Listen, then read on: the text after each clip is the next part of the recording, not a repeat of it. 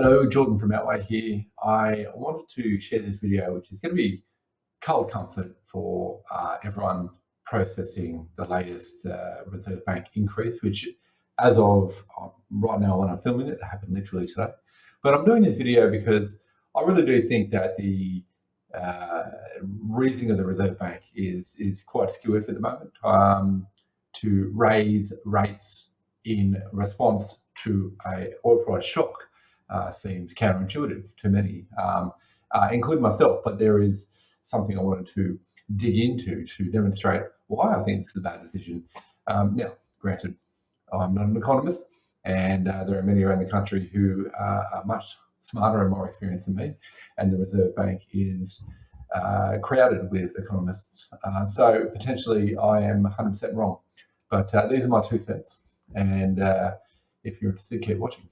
So what is really happening with inflation? What is it all about? So inflation is about rising prices in the economy, and it generally indicates that the economy is too hot, and when it gets too hot, it stands to fall heavily, right? And essentially, what the Reserve Bank is looking to do with interest rates is curb demand, right? So this is where the reason for increasing prices in the economy are driven largely by demand. So we go back to this basic supply and demand graph, which is a stalwart of any economic student, and we look at a simple equilibrium diagram here, which says if the economy can supply this much price over quantity, so as you supply more quantity, the average price of those goes up, and this is the demand. The demand will meet supply at a level, so an amount of goods and a price for that amount of goods. Now, I'll put these as 0 points because that's where the equilibrium should be. If you have a rising demand environment, essentially what happens is this line slides up like that. And what you do is you find a new point where supply and demand are at equilibrium. Let me sort out my illustrations here, and I won't do the same there, but essentially what we're saying there is that prices have increased due to that higher demand. What drives higher demand? Well, wages generally. Perhaps it's a consumer confidence. Perhaps there is investor sentiment, which is driving demand in certain places, and it can also be investment from both the private sector, companies, and the government. They drive demand. They drive demand for services. They drive demand for goods. That pushes up the demand and pushes up prices. In the last rate rise that we actually talked about, where the government spending was contributing to this higher demand. But the issue is that we're not necessarily dealing with higher demand. We're dealing with lower supply in some cases. So if you look at the supply curve and supply lowers, it slides down this way, you still get a higher price, albeit for less goods supplied. And you have inflation in the economy, but it's not driven by people spending too much. It's driven by there's not enough of the things around that people want to need, and therefore those things cost more.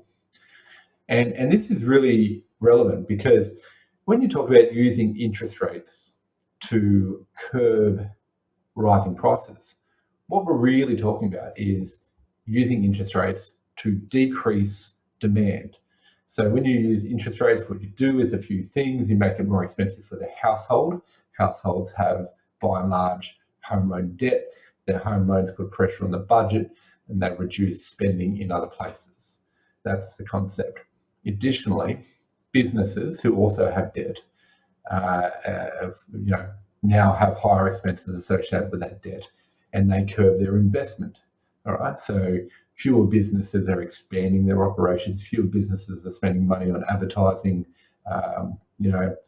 paying people more, whatever it is. But essentially, everyone, businesses and households alike, due to the pressure applied from the interest rates on their debt part of the budget, pull back other parts of the budget. But that's if the prices are being driven by too much demand. What happens when prices are driven by not enough supply? Well, effectively, what you get is the interest rate change may have an impact on demand. It may push demand down, and that would also lead to lower prices, which is what the Reserve Bank is really hoping will occur. But that's in the assumption that demand can actually decrease. And that's the key thing here.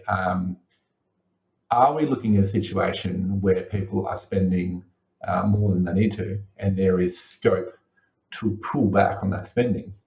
Or are we looking at situations where there isn't much scope to pull back on spending, and therefore, even with the higher interest rates, there's a limited lowering of demand impact, and therefore a limited price reduction, therefore, inflation as it's measured remains high. And what happens in these situations is the Reserve Bank wants to continue to increase interest rates to keep trying to drive down that demand, and they essentially break the economy, push it into recession, something like that. Now, a lot's been said about this is the only tool they have. Perhaps that's true, but they do have a lot of signaling they can put into the market. They do have influence as far as that signaling with regards to influencing government policy. Government policy can influence things like supply. Government policy can help pull supply back. Let me pull that supply back to normal levels, which also will decrease prices. So whilst the Reserve Bank may only have one tool that it can activate formally, interest rates, it does have some informal tools, which is to influence the government to act upon the supply problems. And I must say, not formally, it's more like PR pressure, right? The government cannot be lobbied by the Reserve Bank, but the commentary that they put out goes into the media, people consume it, and that goes and lands in front of the politicians, and they're forced to do something about it. So are Reserve Bank policies at the moment trying to push down demand the best thing? Well, let's have a look at the composition of our inflation. Now, it's not necessarily presented like this, but inflation comes from a number of sources in the economy which are priced, right? And we're measuring the changes in prices of these things over time. And if we look at what's happening here, prices are going up across a number of things. The only thing in this sort of like basket of goods that we all consume that isn't really a problem at the moment is retail goods. So these are things you buy at the shops. So that's not a problem. That's under control. So even groceries, believe it or not, all under control as far as being inside the inflation bandwidth. What isn't under control are all of these things: services, house and construction costs, and energy. And let's go through them, because what is driving the price rises? We look at services, and this is highly related to house and construction costs. There are simply not enough houses. We have a housing supply crisis, and that's caused by a number of things, such as not enough labour, so skilled tradie labour, not enough material, and some of that is like sort of imported problems, material from offshore, and also not enough land or approvals, which is a local government problem, and to a degree a state government problem. So the land and approvals aren't happening fast enough to build the houses to match the number of people who need them, right? And that also presses on rent, because obviously if you can't buy a house, you're going to rent a house, and if people are already living in them, then there's fewer houses to rent. So I'll put this here. These are supply problems. These are supply problems, which means that if you raise interest rates, you don't have a direct impact on these problems. You, for example, don't influence renters when you increase interest rates. You may have an indirect impact on landlords. For example, landlords who have their budget under pressure may say, well, maybe I'll just go for a lower rent this time to make sure my house gets rented and I don't have vacancy periods. But if you're in a tight market, you don't have vacancy periods anyway. So it's very limited. It's not really dealing with that problem. So I'll put a strike through that. Where's my strike through? Anyway, you get the picture. Here we go. Why don't we do that? So likewise, in housing construction costs, limited impact. In fact, if we're talking about developers looking to build property, potentially you create bigger supply problems by increasing interest rates, because they will make different decisions about whether or not they invest in that development. So, you've got a limited impact there, potentially a negative impact. Will investors shy away from the market with higher prices, higher debt prices? Potentially. But if they see a supply shortage ongoing for a long period of time, they'll still see value. And, there's probably quite a few more rate rises before that value starts to kind of like match off with the cost. So limited impact there, in my opinion. Let's look at insurance. Why is insurance costs rising? Well, probably because we've had a number of very big weather events. Possibly it has to do with the structure of the insurance industry and the number of players and the competition in it. But there's also a problem with whether or not interest rates will create a demand impact in the insurance field, because insurance is structurally set into the economy. When it comes to health insurance, we need it when we earn a certain amount of money. Otherwise, there's tax disincentives not to have that private health insurance. In terms of housing, anyone who has a loan knows that the bank requires you to have insurance.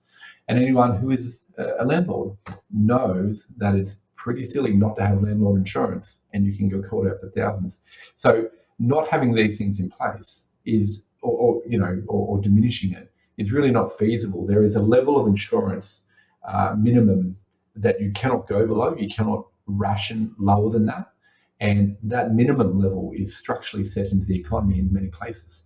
So insurance probably won't be affected by the interest rate rise. Let's give that one a green. Travel. This is domestic travel in particular. These are people traveling around the country. As you find ways to tighten your belt, what part of your household budget, where can you tighten your belt? Potentially, domestic travel is one place you can do it. So we'll give that one a green tick. While we're there, why don't we talk about personal and household services? This is everything from people who mow your lawns, do your gardens, plumbers, tradies, haircuts, whatever. The inflation associated with this part of the basket is probably driven by demand, and it's probably an area where we can start to tighten our belts. Haircuts, for example, start to cut your own hair. So we'll give that one a green. But as you can see, the way this is shaping up, there's very limited impact that the interest rates will directly have on this basket of goods. Let's talk about health services. So why are health services going up? To be honest, I don't fully know. I have a feeling it has to do with the level of subsidies that are in the market, and where subsidies are either withdrawn or not catching up with the ongoing cost of things, or not catching up with the demand of things, then you will see inflation in that area.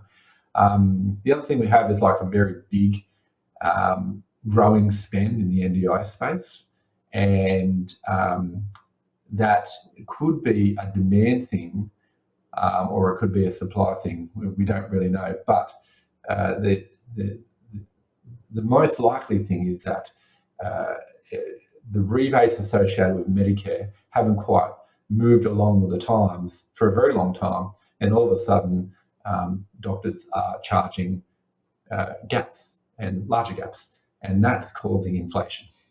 So will interest rate rises have a big effect here? Well, probably not for the chronically sick. They still need to go to hospital. They still need to go see doctors. Moderately sick, well, yeah, maybe they'll stop going to doctors and just do home remedies and things like that.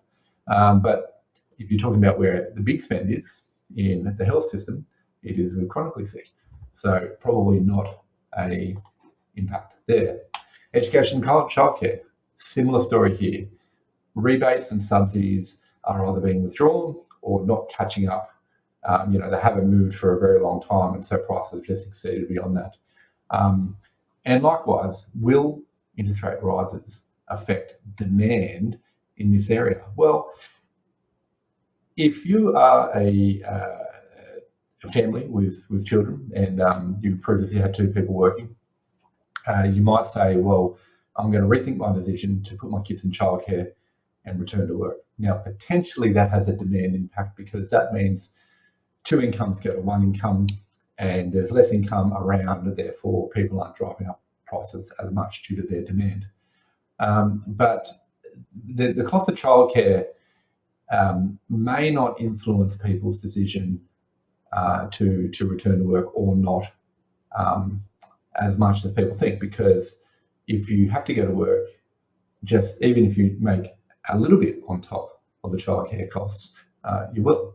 And that has nothing to do with the cost of childcare, just with the need to get that childcare in the first place. So I tend to think, this one might be a light grey. Potentially there is some impact that interest rates might have in this area. But this is the big one. This is the big topical one: energy, petroleum, electricity, basically. I talked about removal of subsidies. This is a big issue, particularly in the eastern states. A lot of subsidies have been removed. And what's underlying this? Well, it's just the fact that it simply costs more. It's not like people are demanding more energy all of a sudden. Are households using more energy? Probably not, no. Can they ration their energy use any further? Maybe moderately, but probably not a hell of a lot. So that would be sort of a light grey there. And this one certainly is, well, what do you do when the price of oil spikes, petrol and diesel goes through the roof? You could stop driving your car, catch public transport. Many people are already doing this. Many people are using electric vehicles. And so is there much that can be done here? Well, perhaps not with the general motorists. Some will change their behaviour, some will reduce their demand. But industry still needs to tick over, and there's probably very little industry can do quickly. So its demand for oil will probably sort of stay relatively consistent, subject to how many people are actually buying the goods that they're producing. So a limited impact here. And essentially, as we round out this picture, we have interest rates directly impacting 2 minor areas of the overall basket of goods that goes into a household. It is a very blunt instrument, as the economists say, but in this case, it seems like entirely the wrong instrument because it's having such a limited effect across all of the other categories, because ultimately the inflation we're seeing in those categories is not driven by too much demand. It's driven by either not enough supply or issues with the way subsidies and rebates have worked in those industries. That is to say, in another way, that there is probably limited reduction of demand that can come from these interest rate rises in these other categories. And that's why I think the Reserve Bank shouldn't have raised rates today, and instead should have provided some very strong commentary about what our government could be doing to alleviate supply across the economy.